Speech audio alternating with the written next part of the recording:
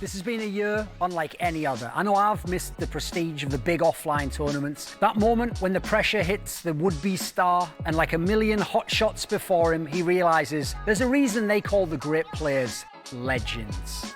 We couldn't have our players here in person, but we kept our prize pool at $1 million. That's the same as a major. I'm talking cheddar. Straight Parmesan, Holmes. Who wants to be remembered? And who's going to be just another loser in the bar talking about the time they almost made it? Fnatic. If these names don't give you chills, check yourself for a pulse. When other teams tighten up, play safe, JW unbuckles his belt and starts moonwalking through a crowd like it ain't no thing. Flusher hits you with that old man game, leaves you shaking your head like 100 other losers, wondering, how does he get away with it? These players are legends in Counter-Strike. Back when they were winning their majors, they were only getting 100K. They want a taste of that big money in someone else's era. Mad Lions are last season's champions, but they're not the same team they once were. A.K.A., my man, you were the best AWPer for most of Flashpoint 1, but Fallen taught you the difference between being talented and a legend. It's all on you, brother, and I know you've got it in you. As for the rest of you, who wants to win almost 4 times more than Astralis this year? Show me. OG had a brutal origin story, and they want to write a happy ending. Alexi B was supposed to be the future of Finnish Counter-Strike until ENCE said thanks, but no thanks. He didn't have to look far for sympathy, as NBK found being France's most decorated name doesn't stop the knife going in your back all the same. This is a side with a huge chip on their shoulder, and it's time to take it out on all the other teams in the bracket. Best way to get revenge? Win. The Envy organization are used to championships in this game, but newsflash, it's not 2015 anymore. And unless you've invented a time machine, I'm gonna need you to show me something worth talking about in 2020. Calyx knows a thing or two about untapped potential, while his brother Xantares is taking down MVP awards, tier 1 trophies. He's still trying to figure out where he fits in this topsy-turvy team. I got 3 words for you. Step up, Kardish.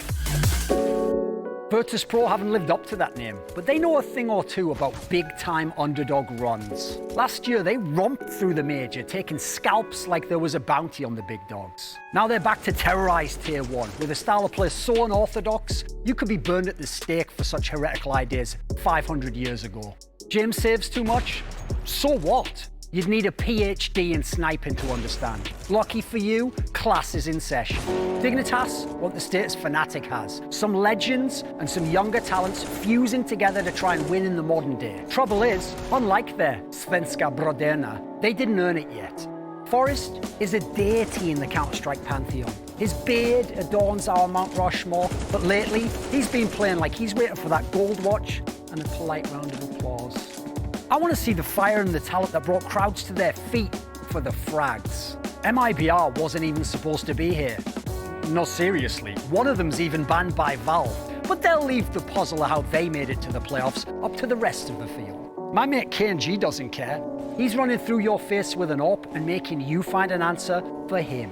And then I'm talking big. Oh, you think I saved them for last because their organization's small? Think again, because the most complete team in the tournament has it all, and their sights are locked on the trophy. Don't get distracted by their superlative utility usage and deep playbook, because you're liable to get cracked upside the head by Xantares. One of the best aimers of his generation is getting the last laugh, because every tournament's online, and in this realm, he's the chosen one. Fuck around, find out what his AK is all about. There you have it. 8 teams, double elimination, all best of 3s, $1 million and 500K for first. I didn't say it would be easy, but I wouldn't have it any other way. Welcome to the playoffs of Flashpoint 2.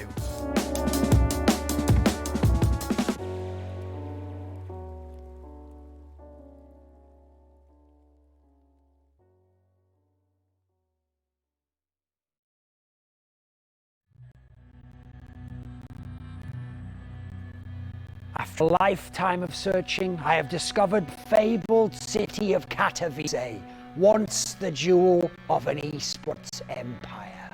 50,000 were said to have gathered here for free bread and circuses, like the Roman Colosseum. What treasures lie here, waiting to be unearthed?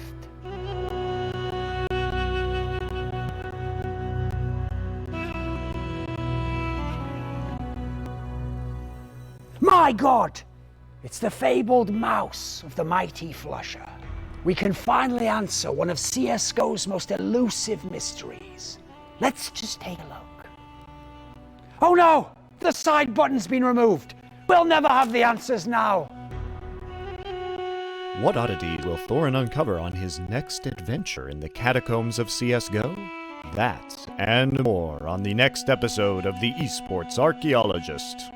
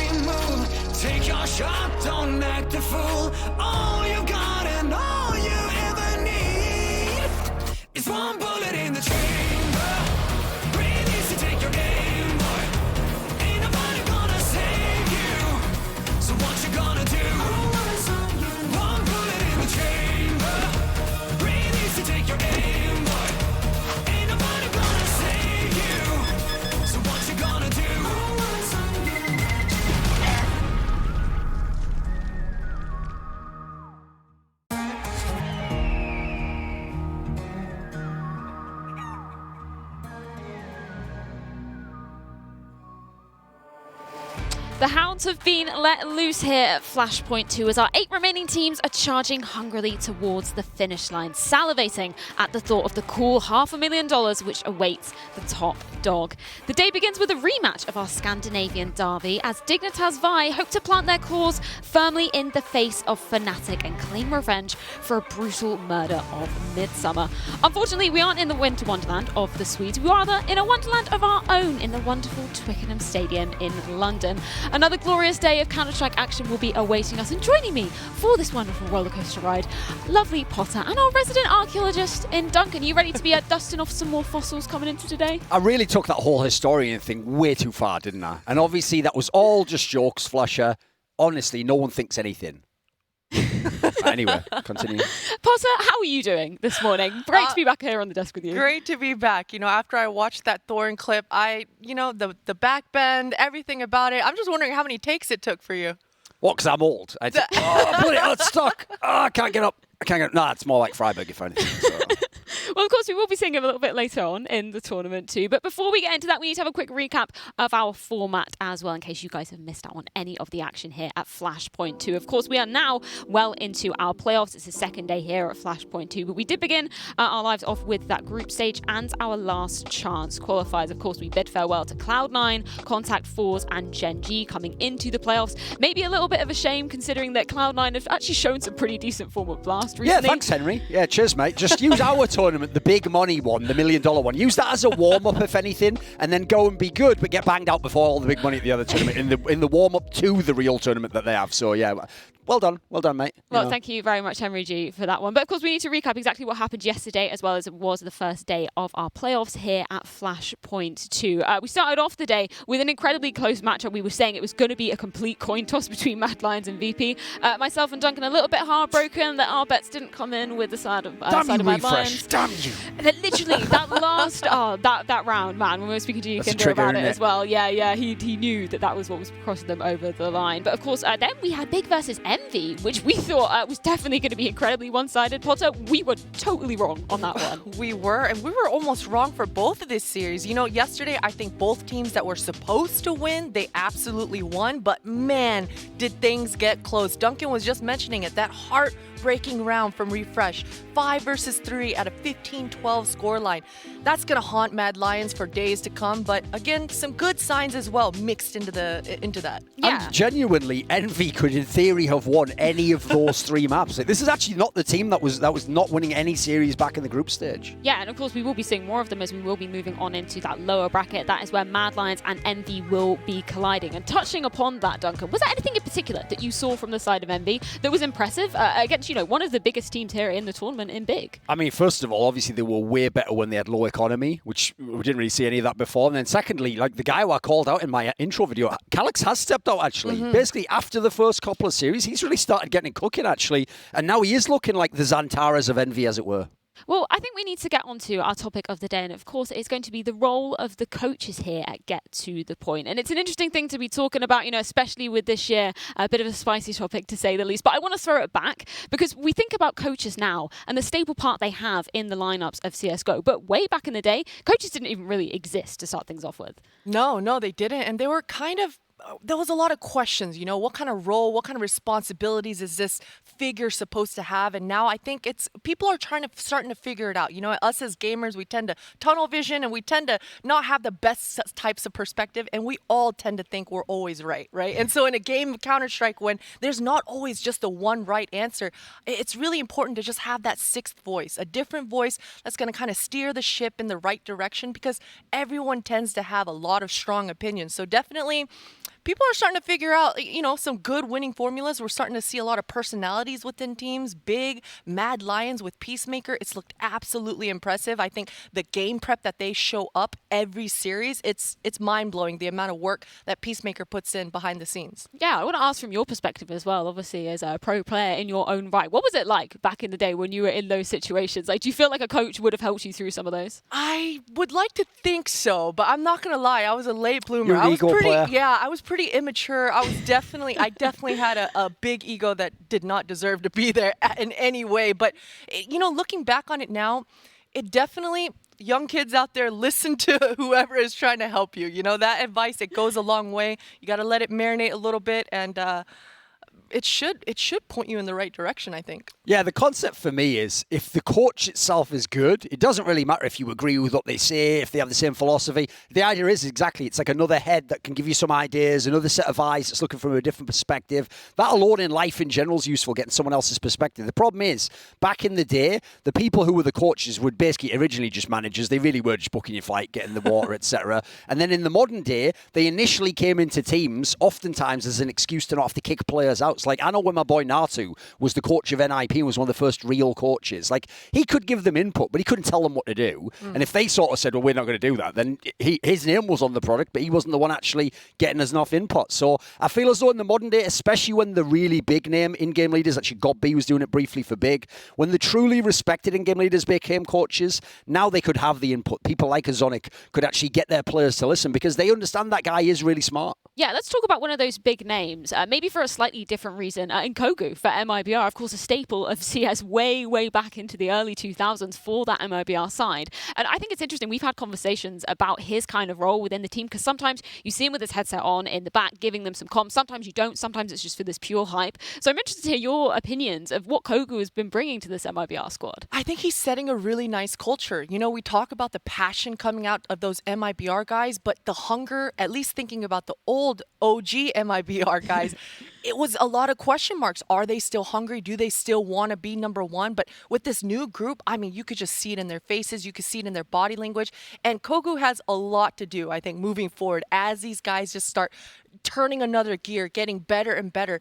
He's going to find himself with a lot of different new set of problems than I think he's facing right now. But as far as the progress and how he's controlling, or maybe not micromanaging, but putting the pieces in the right places, this MIBR is looking fantastic. Back in the day when the Boston Celtics were the greatest team ever in the NBA, one of their best players ever was a guy called Larry Bird. He was on the absolute superstar small forwards. And in the 2000s, when their teams were really bad, analysts would joke and say, look, you're not going to get any development from this team because you know what, Larry Bird isn't walking through that door. But the point is, if he'd have walked in and he'd started giving speeches and giving people tips and stuff, people are going to listen. Like, people pay attention when it was an icon of the game like that. And for Brazilian Counter-Strike, that's what Kogu is. Like, he was the guy who took a team. They used to go to those CPLs that me and Potter went to back in the day and be also runs. They'd come like 13th place. And we'd be like, wow, 13th? Wow, they're not bad, actually. he eventually won a world championship, a major at ESWC. So this guy is revered by some of those players. So whether or not he has the X's and O's, I don't know that part. But I could certainly believe he could give a rousing speech, which in a short-term supply could have a massive effect. Yeah, 100%. But then we look on the other side of the coin and we look at the current situation surrounding some of the coaches, particularly with OG as well, because I know when we spoke to Alexi B, he said the pressure that he's felt with the coach not being there for the time being, it's definitely taken a hit on the team. And you can understand why. Yeah, I mean, listen, justifiably so. Don't cheat, Rugger. Don't do it, mate. You got what you deserved, so pay your price to society and come back fresh after that. No, the problem with their team obviously was they already had this fractured component where they had all these different nationalities. They had people with completely different experience levels, like NBK contrasted against Mantu is ridiculous. That's like the old and the new. So in this scenario, I feel like actually they needed a coach to help LXCB. Like when I often call out that on their comms, it feels like they don't listen to LXCB enough. That's where I'm pretty sure Rugger was like his man on the side who just comes in and goes, right, now we need to listen to him, or this person needs to be quiet, because if the IGL's the one saying that all the time, there could be resentment against him. People could feel like he's shutting them out. So I think that's where the coach could play a very important social element. Yeah, 100%. And then a bit of heartbreak for us up here on the desk, of course, Vendetta moving on over to the side of Dignitas Vi, but doing an excellent job of it as well. Of course, starting off as the analyst, now moving into that coaching role. So what have you seen and bringing to the team, Christine? You know, I love Vendetta's mind. I think, you know, anytime you're talking to the guy, he's always theory crafting about everything, every scenario, whether we're playing Among Us, whether we're playing Counter-Strike, or whether we're here on the desk. So I think that's fantastic for these Dig guys, because you know they've got the skill. You know they have the legendary veteran experience. Everything, every check mark has been marked except for Heath and Harry. Those are still a little bit question marks, but either way, the core, it's there. And Vendetta, you can see the workings, right? Even on overpass, pistol round initially right out the gate. They have a double HE grenade over to the sandbox box. Those little gimmicky back pocket strategies is going to be so huge for these Dig guys moving forward, to be able to have somebody on your side that just has these quick little adjustments that he can hand over to you on the fly. Well, of course, we will be seeing a lot more of Dignitas Vi coming up shortly, as they'll be taking on Fnatic after a short break.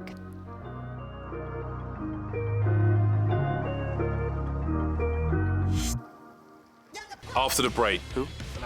Okay. Fnatic versus Flashpoint. Fnatic versus Dignitas. See you in 3.